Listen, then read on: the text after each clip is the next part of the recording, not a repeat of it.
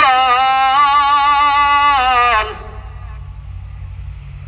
আল্লাহ রাব্বুল আলামিন পবিত্র কোরআনে বলেন, ইন্নাকা লাআলা খুলুকিন আযীম। রব্বুল আলামিন বলেন, আমার পয়গম্বরকে আল্লাহ তাআলা রব্বুল আলামিন অনেক সুন্দর চরিত্রের অধিকারী দিয়েছে। এবং কেমন সেই মায়ার নবী আমার,